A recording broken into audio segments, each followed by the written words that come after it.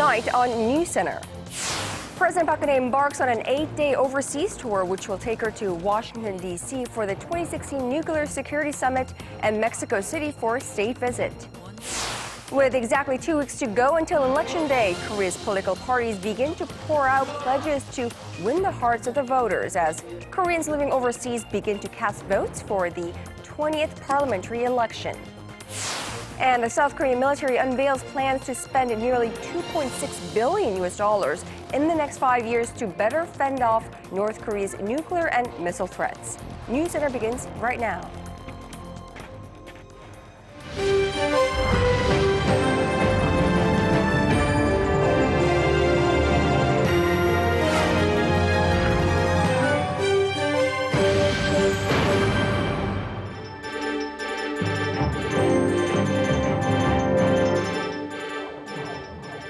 It is 7 a.m. in Mexico City, 9 in Washington, and 10 on a Wednesday night here in Seoul. Hello and welcome to our viewers all across the globe. You're watching Arirang News Center.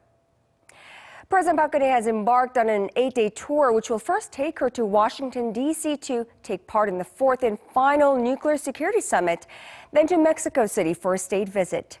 While in the U.S. Capitol, not only will she attend the Global Leaders Summit, but she's also slated to hold a series of bilateral and trilateral summit talks on the sidelines to keep the heat on North Korea. Our presidential office correspondent Song Ji-san starts us off. President Park Geun-hye embarked on an 8-day trip to Washington and Mexico City on Wednesday. When she lands in the U.S. Capitol, she will have a busy day ahead of her on Thursday, starting off with summit talks with U.S. President Barack Obama. Trilateral talks with Obama and Japanese Prime Minister Shinzo Abe will follow, with all three leaders discussing countermeasures and sanctions on North Korea's nuclear aggression. After that, President Park and Abe will hold a one-on-one session.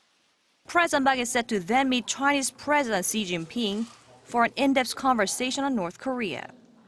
At a plenary session of the Nuclear Security Summit on Friday, 50-plus state representatives will assess their achievements since the last summit in 2014 and adopt a joint communique for increased nuclear security. President Park's focus will shift to business when she jets off to Mexico City on Saturday, flanked by a delegation of 145 South Korean businessmen. Seoul is seeking to expand its presence in Mexico's infrastructure and development projects and lock down greater business opportunities through the Korea-Mexico Business Forum and direct consultations with Mexican buyers. Before flying home, President Park will invite Korean residents in Mexico to a dinner. A cultural event promoting the Korean Wave, or Hallyu, is also on her schedule. Song Ji-sun, Arirang News. Well, one of the top priorities in some of the global leaders' agenda, at least for South Korea, the U.S., Japan, and China in Washington this time around, will be North Korea's nuclear and missile threats, which means sideline meetings will be just as important as the main event. Persuading North Korea to give up its nuclear program is not an official agenda item of the Nuclear Security Summit. So what is the common goal of the 2016 Nuclear Security Summit, and what exactly is it about? From its history to legacies, our Kwon So-ah has them all. It all began with U.S. President Barack Obama's Nobel Prize-winning speech in Prague 2009, in which he pursued a world without nuclear weapons. He said nuclear terrorism poses the biggest threat to global security. And so, the Nuclear Security Summit was born in 2010. First held in Washington, 2 years later in Seoul, and again 2 later in The Hague. The curtains will close at the 4th and final round back in the U.S. Capitol. The essence of the summit lies in finding ways to hinder nuclear materials and weapons getting into the wrong hands, in particular terrorists' hands. Failing to do so could result in terrorists using conventional radioactive explosives, also known as dirty bombs, seizing intact nuclear weapons, stealing or buying highly enriched uranium or plutonium to make a nuclear bomb, or attacking or sabotaging nuclear facilities. At the 2016 summit, leaders from 52 countries and 4 international organizations will highlight the achievements from previous meetings, such as the reduction of individual countries' nuclear materials, and aim to retrieve a more sustainable security architecture to effectively carry out commitments in the future. A communiqué will be adopted, as well as a separate plan in support of international bodies such as the UN, International Atomic Energy Agency, and Interpol. National implementation plans will be presented too. Although this is the last summit of its kind, talks are expected to continue in various forms, as terror acts are becoming not only cunning day by day, but also more dangerous with the help of nuclear weapons. According to data, 31 countries are operating more than 440 nuclear plants. There is enough highly enriched uranium and plutonium on Earth to create 110,000 nuclear weapons. And every 2 days, nuclear or radioactive material disappears, is stolen or smuggled somewhere in the world. Kwon-soa, Arirang News. Now, the 8-day tour will also take the president to Mexico, the second leg of her North America trip. The South Korean leader travels to Mexico City with the largest ever business delegation. Our Lee Ji-won takes a look at what to expect from President Park's visit there and where the two countries stand in terms of bilateral relations. President Park is to visit Mexico later this week to boost economic cooperation between the two countries. At the invitation of her Mexican counterpart, Enrique Peña Nieto, President Park and 145 representatives from more than 140 Korean firms and business entities, the largest to date, will be visiting the country on Saturday local time and stay for 4 days. On Monday, the two leaders will hold a summit talk to discuss ways to boost economic, political, and cultural cooperation between Korea and Mexico. They will mainly focus on expanding trade and investment to create a complementary trade relationship. In 2015, Korea exported around $10.8 billion to Mexico, which makes almost 2% of Korea's total exports.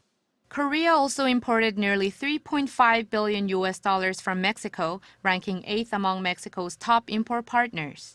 The two countries' trade and business ties have grown significantly in the past 10 years, with Mexico's imports of Korean goods growing by 161% and Mexico's exports to Korea growing 8-fold as well.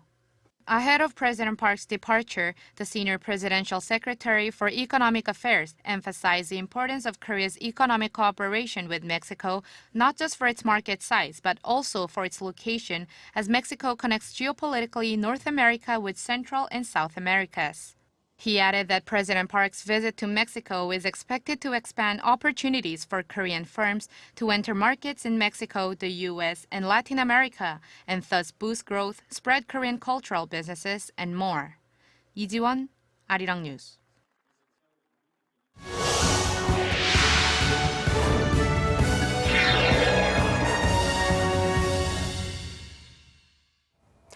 With exactly 2 weeks left until Koreans head to the polls to elect the members of the 20th National Assembly, Korea's 3 main political parties are busy ironing out the details before they launch their campaigns.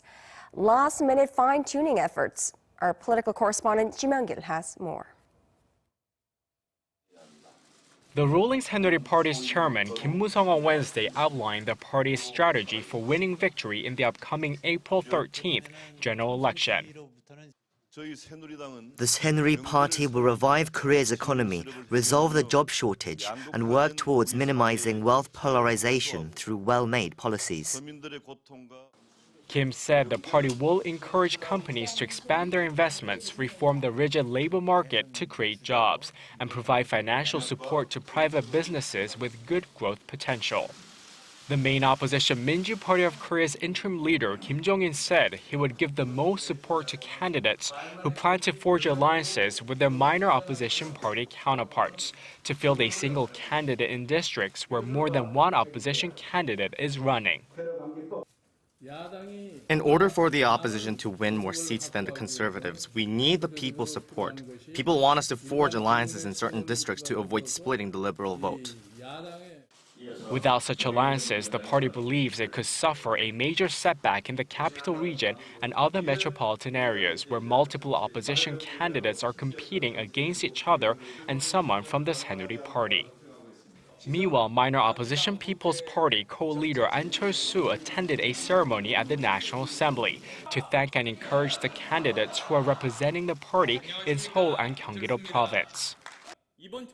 Through this election, we will open an era of a multi-party system in Korea.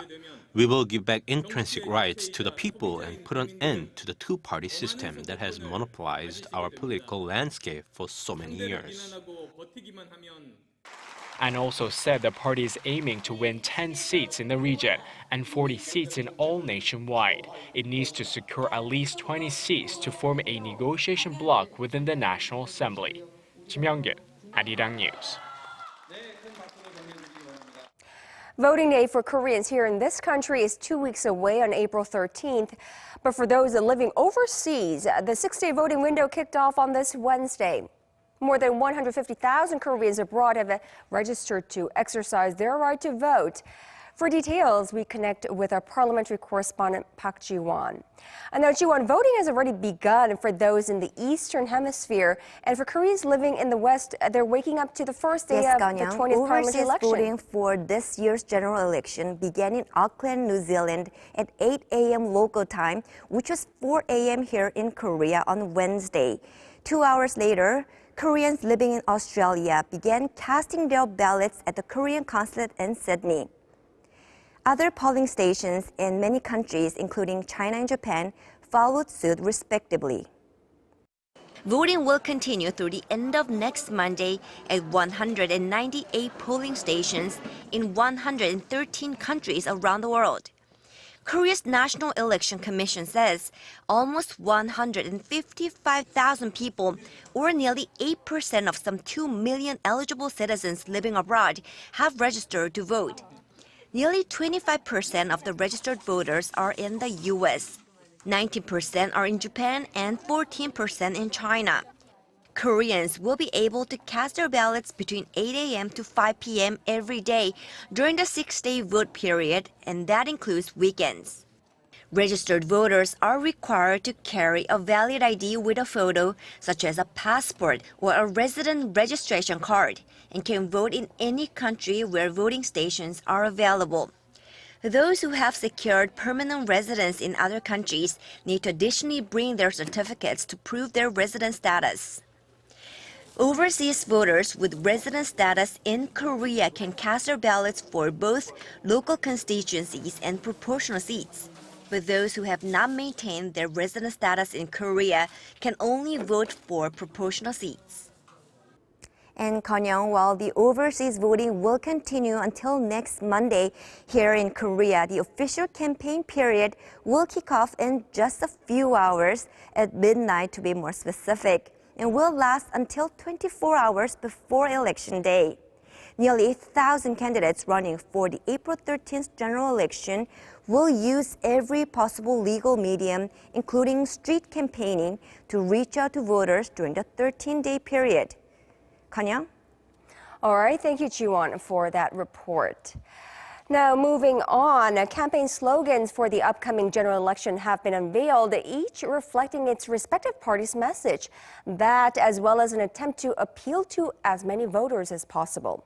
Reaching out to the general public seems to be more important than ever this year, as a recent survey shows that voter turnout will be higher than in previous years. Kwon Jae-ho takes us through the meanings behind the words set to dominate the air in the country for the next couple of weeks. From Obama's Yes We Can and Eisenhower's I Like Ike to Clinton's It's the Economy, Stupid, every campaign is based on a slogan, and for Korea's upcoming National Assembly elections, the main parties have all put together the wordings that best reflect their intentions. First up, we have the ruling Saenuri Party's Go National Assembly. The slogan is in reference to recent troubles at the National Assembly, where internal feuds and opposition resistance had shackled the party from effectively running the government. They've promised, if given the chance, to go from a sleeping National Assembly to one that works. The main opposition, Minju Party of Korea, has declared the problem is the economy, the solution is the vote. As the slogan suggests, the party's campaign focus is on promising to fix the economy and bring down financial and social inequality.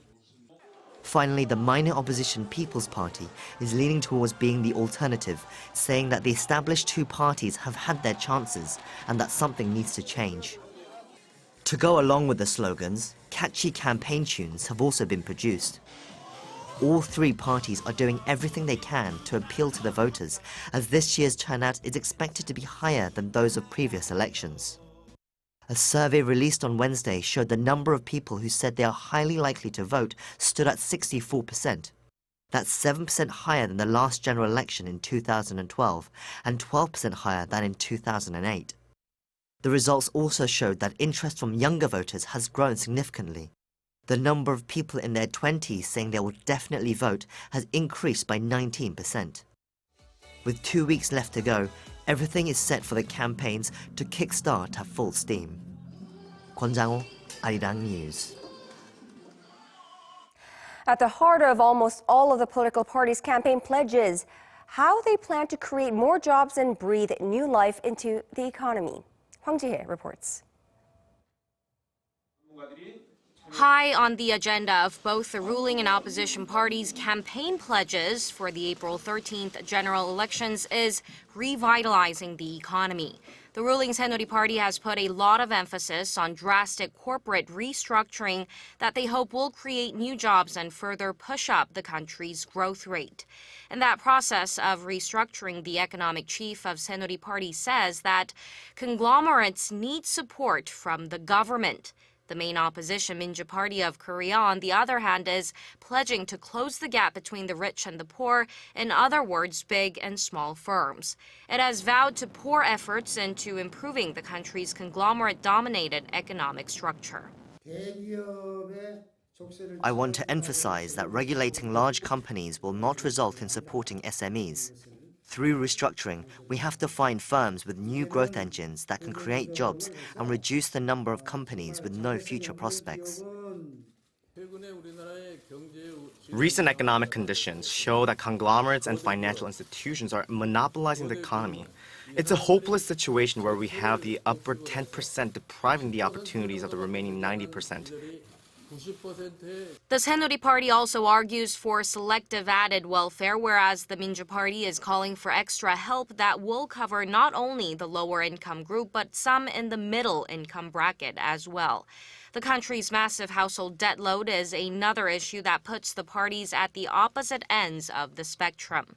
While the ruling party says extending the repayment period for loans will solve the issue, the opposition party sees it as a graver threat, pledging to write off debts of those with low income and credit. But as many have criticized, with campaign pledges often ending up stopping at just that, it's now up to the voters to take a closer look and decide who they want in parliament for the next 4 years. Hwang Ji-hye, Arirang News.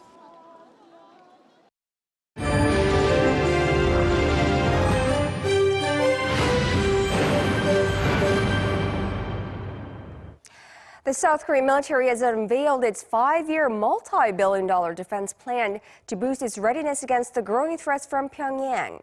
For one, Seoul will spend nearly $2.6 billion to introduce new weapons specifically to counter North Korea's nuclear and missile threats. Our national defense correspondent Kim Hyun-bin tells us what's in the works. South Korea's defense ministry on Wednesday unveiled its 5-year defense plan for 2017 through 2021, worth $192 billion, which represents a 5% increase over the previous plan. The main focus of the defense build-up plan is to make ourselves better able to adapt to the changing defense environment and enhance our independent defense capabilities. During the 5-year period, South Korea will aim to implement the air defense and interception system known as Kill Chain and Korean Air and Missile Defense. Korea plans to complete installation of the systems by the mid-2020s, before Seoul retakes wartime operational control of Allied forces from Washington. South Korea also plans to develop ground-to-ground GPS-guided munitions to counter Pyongyang's multiple launch rocket system. The Defense Ministry said the system is the most imminent security threat to South Korea from the north, as there is no way to counter the weaponry at this point. North Korea recently test-launched several rounds from its newly developed 300mm multiple rocket launcher, which has a range of up to 200 kilometers and can target half of the South Korean peninsula when fired from the border. Ground-to-ground munitions are very precise. They will neutralize hidden enemy equipment with their bunker-busting abilities. It will have a strong effect. The ground-to-ground counter-artillery guided munitions have a range of 120 kilometers. The South Korean military is set to finish development by 2018, and the weapon will be deployed by 2019. The 5-year plan also includes the introduction of an anti-ballistic early warning radar system and carbon fiber bombs that can black out North Korea's electricity supply. Kim Hyun-bin, Arirang News. Nuclear program and economic development. It's a two-track policy that North Korea has been clinging on to, and goals that the rest of the world has been saying cannot go hand in hand. Well, North Korea seems to be using that two-track policy to consolidate the regime ahead of a rare Workers' Party Congress this spring. Our Connie Kim files this report. When North Korea holds its rare Workers' Party Congress later this spring, its leader will be seeking to cement his power and consolidate the regime. Seoul's Unification Ministry says that to achieve that goal, Kim Jong-un appears to be launching frequent military provocations ahead of the big event. There's a high possibility that it's to rally domestic support. Also, with the party congress coming up, it will be an effective tool in getting people to work harder for campaigns like the 70-day battle. This month alone, North Korea has fired off short and mid-range missiles on 5 separate occasions, with its recent missile firing aimed at testing the accuracy of a newly developed multiple rocket launcher. In addition, Kim seems to be escalating his Pyeongjin policy, representing the dual aims of developing nuclear weapons and boosting the economy. The policy was adopted by the North's young leader in 2013 during a plenary session of the Workers' Party Central Committee, and it's been a central tenet of his rule ever since. The North's media outlets have underscored the importance of the two-track policy in recent reports. Propaganda outlet Today of Chosun said in a report Wednesday, the Pyeongjin policy is what will bring about a victory in the battle against the United States. The North's daily Dodong Sinmun also mentioned the policy recently when it hinted at the possibility of a second arduous march, a propaganda campaign launched in the 1990s encouraging citizens to overcome the famine. The Workers' Party Congress will be the first in 36 years and the young leader's first since he came to power in late 2011, and it could provide valuable clues to the North's future policies. Roughly 3,000 people are expected to participate in the Congress that's forecast to start on May 7th and run for between 3 and 5 days. Connie Kim, Arirang News. The United Nations Sustainable Development Goals aim to end poverty and improve lives across the world over the next 15 years. Well, this comes with a hefty price tag for developing countries, but there's already a forum seeking ways to help them reach the mark. Our Oh Soo-young went to the forum held in Korea this time around. A recipe for a regional tax reformation is well underway. Officials from 42 countries have gathered in Incheon for a 2-day meeting held by the United Nations Economic and Social Commission for Asia and the Pacific and the Korean government. The mission at hand is to review key ideas on how the region's developing economies can support the UN's Sustainable Development Goals. These countries, home to 2/3 of the world's poorest citizens, need a combined $2.5 trillion a year to make the investments in social development, infrastructure and tackling climate change.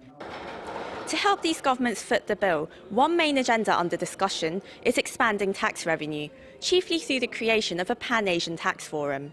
In my country, in Afghanistan, one of the problems is the problem with the collection of taxes. It is very important for the country for development. So discussing tax erosion in these countries are one of the fundamental issues. And we would like just to hear from the experience of other countries. Plagued by inefficient policies, tax evasion and a lack of administrative capacity, developing countries in the Asia-Pacific region have very low tax collection rates, averaging just under 15% of GDP. That's significantly less than other developing parts of the world. But if tax revenues in the Asia-Pacific were boosted by just 5%, it could generate more than $1 trillion according to the UN Commission. To unlock this potential, officials discussed setting up a multilateral tax forum to enhance existing domestic tax systems, as well as fostering regional cooperation in knowledge transfers and assistance. We have looked at the rationale, we have looked at the feasibility of this center.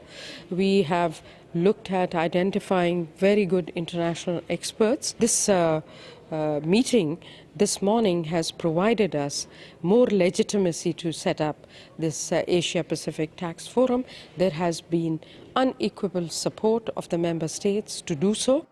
Along with other initiatives on mobilizing resources to support the Sustainable Development Goals. The results of this dialogue will contribute to deliberations made next month at the UN's Economic and Social Council meeting. Oh Soo-young, Arirang News. The biomedical industry is one of the sectors that the Korean government views as having great potential for growth in the coming years.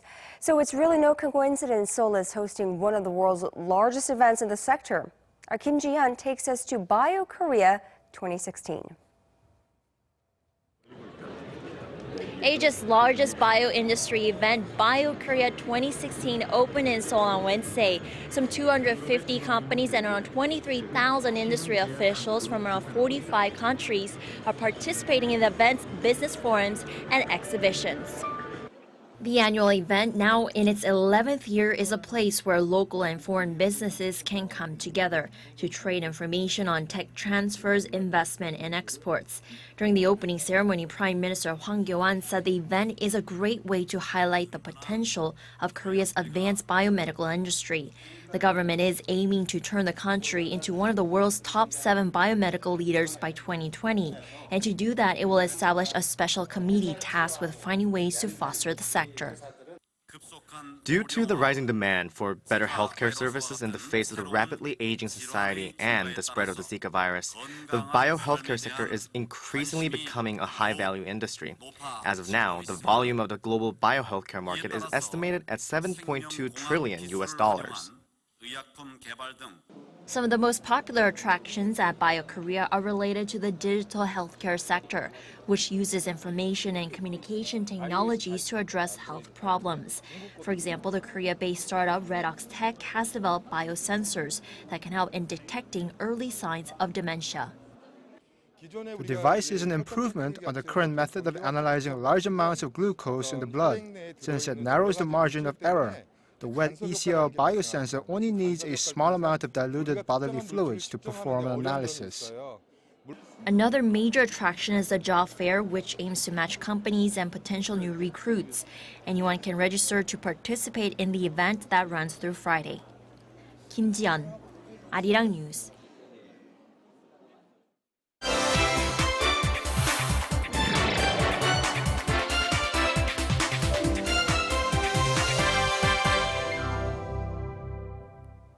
Myanmar swears in its first president with no military ties for the first time in half a century. Bruce Harrison is live in the studio with more on Myanmar's shift to democracy. Now, Bruce, how did the transition of power play out? Kanyang, by many accounts, it was a very emotional transition today. Some tears in the audience. New President Tin Sha, he shook hands with outgoing President Thein Sein, and members of the new government were present, as well as, importantly, head of Myanmar's army. That's a sign of good faith from the military going forward. But Bruce, the democracy that Aung San Suu Kyi envisioned, it's still a ways off there. I mean, what's the main holdup despite her party's majority in parliament and her confidant being the now president? The main roadblock would have to be the Constitution, which was written by the military junta. It's the reason, number one, that Aung isn't president. That Constitution was drafted. It blocks anyone from top political office if their children have foreign passports. The military also retains control over 3 ministries and 25% of seats in parliament, giving it veto power. Still, it appears one of President Shaw's first moves is going to be implementing his party's democratic constitution. I have a duty to amend this constitution so that it becomes a constitution that suits our country and matches democratic values. Now, how the new government plans to realize that constitution is unclear. The campaign manager for an NLD Party lawmaker told The New Yorker around the time of the election that once in Parliament, the party hopes to bargain with the military to change the Constitution. He said some options to sway the military may include promising not to seek revenge against it and persuading the military it could modernize faster under civilian rule. French President François Hollande has announced he's no longer seeking to change his country's constitution. The plan failed after Parliament failed to agree on a controversial measure that would allow convicted terrorists to be stripped of their French nationality. Mr. Hollande said a compromise appeared out of reach over the proposal, which followed the attacks in Paris last November that killed 130 people. The initiative had divided lawmakers and caused months of heated discussions on what critics said was an inefficient and purely symbolic measure. Hollande's plan to insert into the Constitution the rules for a state of emergency was also abandoned. Now, on to Brazil. Brazil's largest party has further crippled President Dilma Rousseff's chances of staying in office. What are the odds of impeachment now? Well, we're not quite clear yet, but the analysts say that this break from the major party has sharply increased those chances. They say Rousseff could be impeached by Congress now in a matter of months. The Brazilian Democratic Movement Party is the one that broke from Rousseff's governing coalition and pulled its members from her government. From today onwards, in this historic meeting for the PMDB is breaking from President Rousseff's government. Many Brazilians now blame Rousseff for running Latin America's largest economy into the ground with heavy-handed policies and high government spending. On Monday, Brazil's stocks and currency rose on the prospect of her being impeached. Well, the Summer Olympics in Rio, it's not too far off. And what kind of an impact will removing a president have on the Olympics? Well, at least in the context of Brazil, an article that came out in the Washington Times earlier this year, they said Brazilians aren't really in a partying mood right now because of this stale economy. So it suggested perhaps that removing Rousseff could raise national morale, even though the economy is still expected to post a deficit for the second straight year, even with the Olympic financial boost. So, but in the context of Brazil, yeah, is potential for maybe making more of an exciting place ahead of the Olympics. All right. Well, thank you so much for that, Bruce, today. My pleasure.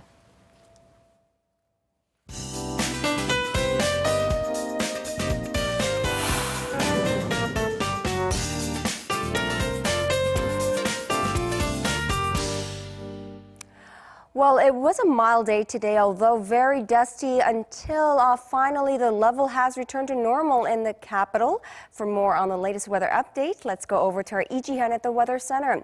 Now, Ji-hyun, aside from the dust, it was a mild day. Yes, and the last day of March should feel like early May tomorrow. The high in Seoul will soar to 21 degrees Celsius, but the low will be as low as today, kicking off at 7 degrees Celsius, meaning a huge gap in temperature, so be sure to dress in layers tomorrow. But the level of fine dust could go up in the morning in the capital areas and some of the southern provinces, but by the time you head out for lunch, things will be mild and clean under partly sunny skies. Now on to tomorrow's temperature readings. Low will be kicking off at 7 degrees, while Busan and Jeju will start out at 12 and 11. And as for the daily highs, Seoul will be topping out at 21. Daegu will hike up to 23, but Jeju will be relatively cooler due to sporadic rain during the day.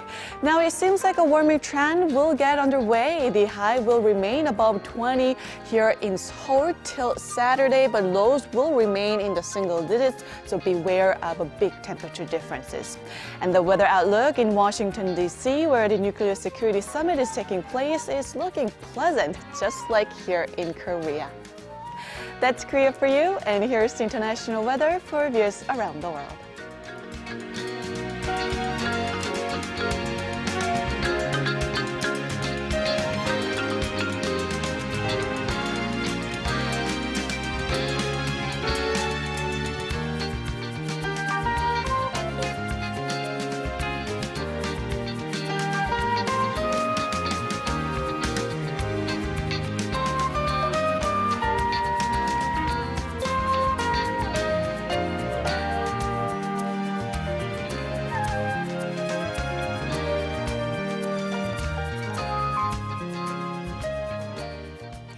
With Election Day exactly 2 weeks away, candidates hit the campaign trails in just a few hours from now.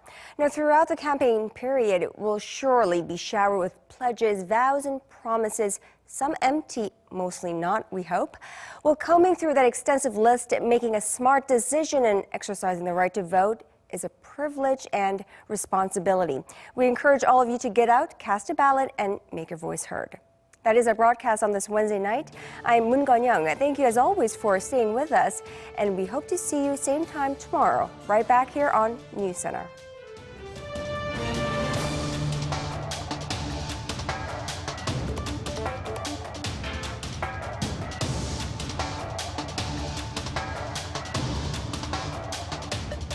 Thank you.